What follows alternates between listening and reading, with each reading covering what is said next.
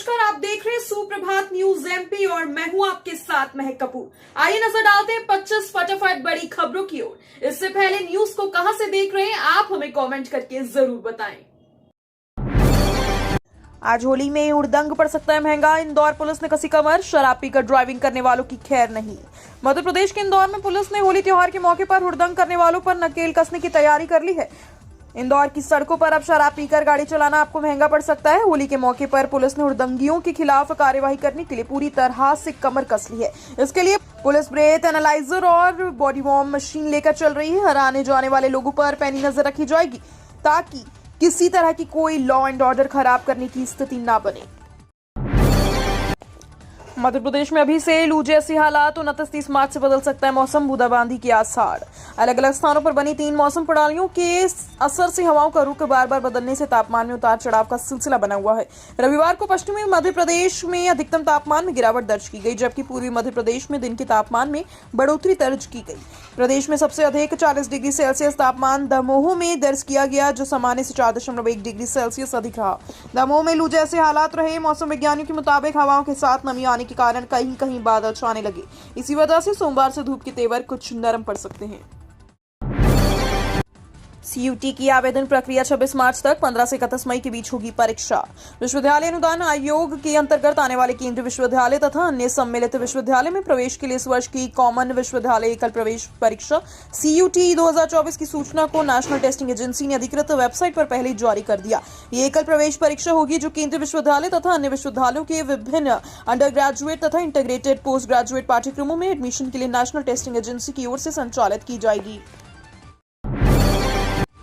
शहर खेलेगा होली, पुराने शहर के चल समारोह में गाड़ियों से उड़ेगा 5 क्विंटल गुलाल। होलिका दहन के बाद आज सोमवार को धुलेंडी पर्व मनाया जाएगा। इस मौके पर नए और पुराने शहर से आकर्षक चल समारोह निकाले जाएंगे, जिसमें बड़ी संख्या में हुरियारे शामिल होंगे। इसके साथ ही शहर में भी चौक चौराहों से लेकर कॉलोनियों तक होली का उत्सव नजर आएगा। आज सोमवार को 11 बजे से चल समारोह निकाला जाएगा। इसमें तोप से हुरियारों पर पुष्प वर्षा होगी, वहीं गुलाल उड़ती हुई गाड़ियां शामिल रहेंगी। रंगों और पानी की बौछारों के लिए पानी के टैंकर रहेंगे। चुनाव प्रचार सामग्री प्रिंटिंग की गाइडलाइन तय, बैनर पोस्टर की प्रतियां करनी होंगी जमा।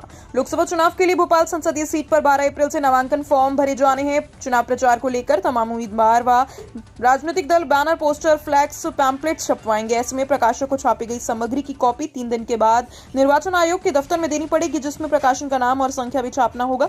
इसके लिए निर्वाचन आयोग ने गाइडलाइन तय कर दी है, जिसको लेकर शनिवार को कलेक्ट्रेट में अपर कलेक्टर हर्षल पंचोली ने प्रिंटिंग प्रेस संचालक और नेताओं के साथ बैठक ली। ब्लैक मनी को रोकने सतर्क हुआ आयकर विभाग, मध्य प्रदेश में तैनात किए गए 200 अधिकारी।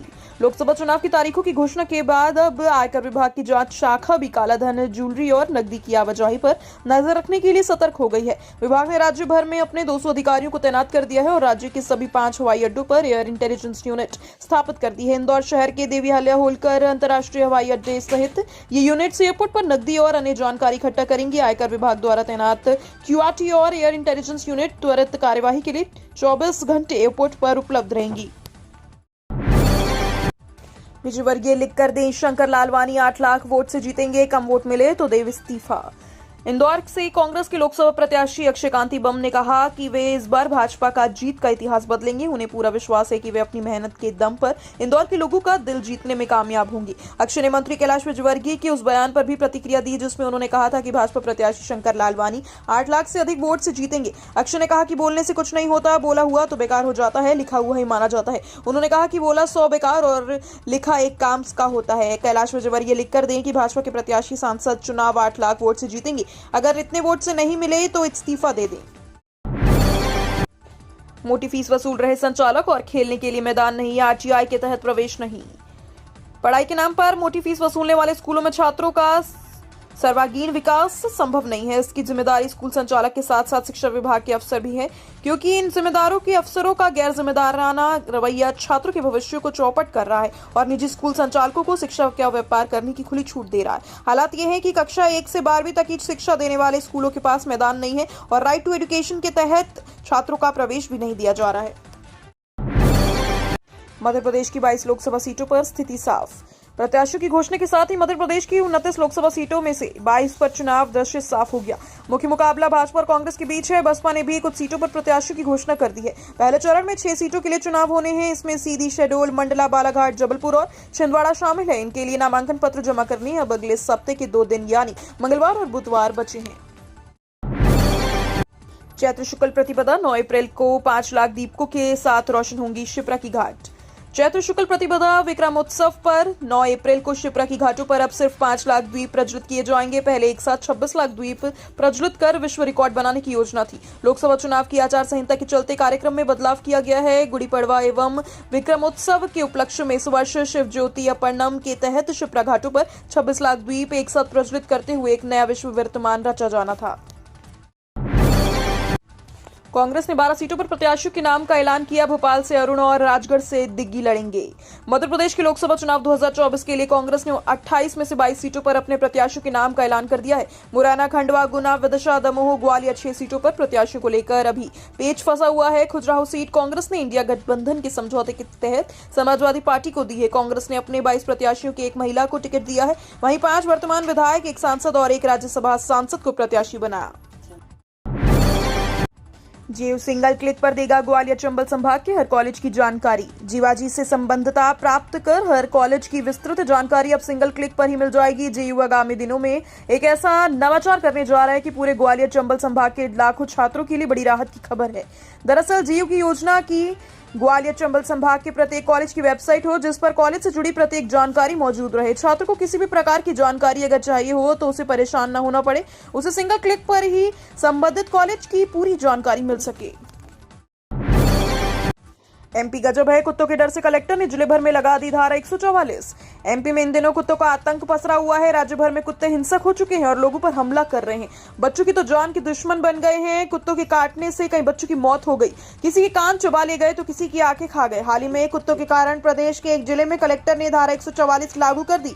एमपी के मंदसौर जिले में आवारा कुत्तों का ऐसा आतंक पसरा है कि कलेक्टर ने सख्त कदम उठा लिया। यहाँ के भानपुरा इलाके में कुत्तों ने एक बच्ची पर हमला कर दिया, जिससे उसकी मौत हो गई। इसके बाद जिला प्रशासन ने सख्त कदम उठाते हुए जिले भर में धारा 144 लगा दी। राजनीतिक रंग में रंगा भगौरिया महोत्सव। मांदल की थाप पर थिरकते नजर आए सीएम, पूर्व सीएम।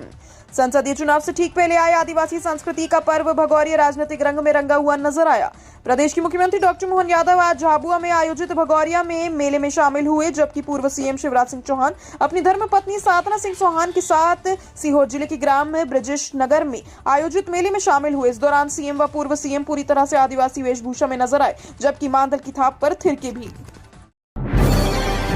बड़वानी में सीएम मोहन यादव बोले, अब सऊदी अरब में भी बनेगा मंदिर। बड़वानी नगर में रविवार को सीएम मोहन यादव ने मंच से सामाजिक समरसता कार्यक्रम को संबोधित किया। इस दौरान कांग्रेस पार्टी पर निशाना साधते हुए सीएम ने कहा कि वो लोग 125 साल पुरानी पार्टी चला रहे हैं और रजिस्ट्रेशन नहीं करवा रहे, तो ऐसे में विभाग तो कार्यवाही करेगा ही। वहीं पीएम मोदी की तारीफ करते हुए डॉक्टर यादव ने कहा कि चौकीदार ने इसलिए कहा था कि खाऊंगा भी नहीं और खाने भी नहीं दूंगा। बच्चा बच्चा नरेंद्र मोदी हो गया है और हर कार्यकर्ता नरेंद्र मोदी बन गया है और मोदी जी छुट्टी नहीं लेते, इसलिए अब कोई कार्यकर्ता भी छुट्टी नहीं लेगा।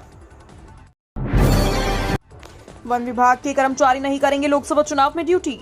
प्रदेश में वन विभाग के कर्मचारी और अधिकारी अब लोकसभा चुनाव में ड्यूटी नहीं करेंगे। चुनाव आयोग ने हाईकोर्ट में लगी एक याचिका पर व्यवस्था दी है, जिसमें कहा गया है कि मध्य प्रदेश के क्षेत्रीय अधिकारियों और कर्मचारियों यानी फील्ड में तैनात रहने वाले कर्मियों की ड्यूटी लोकसभा चुनाव में नहीं लगाई जाएगी। दरअसल मध्य प्रदेश विधानसभा चुनाव के दौरान वन विभाग के क्षेत्रीय कर्मचारियों और अधिकारियों की ड्यूटी विधानसभा चुनाव में लगा दी गई थी। उस समय भी वन विभाग के अधिकारियों एवं कर्मचारियों ने पत्राचार कर चुनाव ड्यूटी न लगाने की मांग उठाई थी, लेकिन चुनाव आयोग ने इस पर ध्यान नहीं दिया था।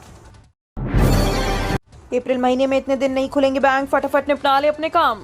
मार्च का महीना समाप्त होने वाला है। नया वित्त वर्ष 2024-25 कुछ ही दिनों में शुरू होने वाला है। इसके बीच अप्रैल में रिजर्व बैंक ऑफ इंडिया ने बैंक की छुट्टियों की लिस्ट जारी कर दी है। वित्त वर्ष के पहले महीने में बैंक कुल 14 दिन की छुट्टी रहेगी। ऐसे में अगर आपको अप्रैल महीने में बैंक संबंधी जरूरी काम है तो एक बार इन छुट्टियों पर जरूर नजर डाल लें। नए वित्त वर्ष 2024-25 के अप्रैल महीने में कुल 16 दिन बैंक खुले रहेंगे। हालांकि बैंक बंद होने पर पैसों से संबंधित जरूरी कामों को एटीएम के जरिए पूरा कर सकते हैं।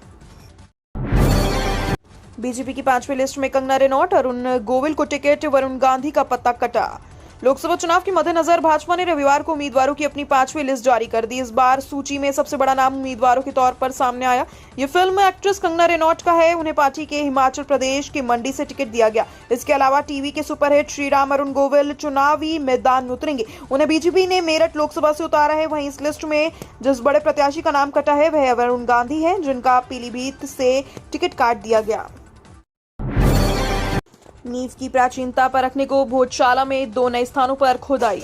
हाईकोर्ट की इंदौर खंडपीठ के आदेश के बाद शुरू हुए धार की ऐतिहासिक भोजशाला के सर्वे में तीसरे दिन रविवार को भारतीय पुरातत्व सर्वेक्षण की टीम ने 2 नए स्थानों पर खुदाई शुरू की। अब परिसर में 4 स्थानों पर खुदाई की जा रही है।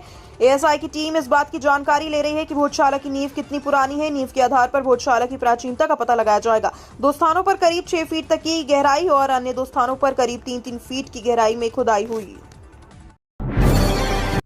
दिग्विजय सिंह ने कटवाया अरुण यादव का टिकट। कांग्रेस ने शनिवार को 46 उम्मीदवारों की अपनी एक सूची जारी करी, जिसमें मध्य प्रदेश की कुछ सीटें हैं। कांग्रेस ने हालांकि गुना सीट को होल्ड पर रखा। यहां से अरुण यादव के उतरने की खबरें थी। वहीं सूत्र बताते हैं कि यहां से अरुण यादव का नाम ड्रॉप कर दिया गया, यानी कि गुना सीट से वे केंद्रीय मंत्री ज्योतिरादित्य सिंधिया के खिलाफ खड़े नहीं होंगे। उन्हें बीजेपी ने प्रत्याशी बनाया है। बताया जा रहा है कि उनका ड्रॉप करने के पीछे दिग्विजय सिंह है।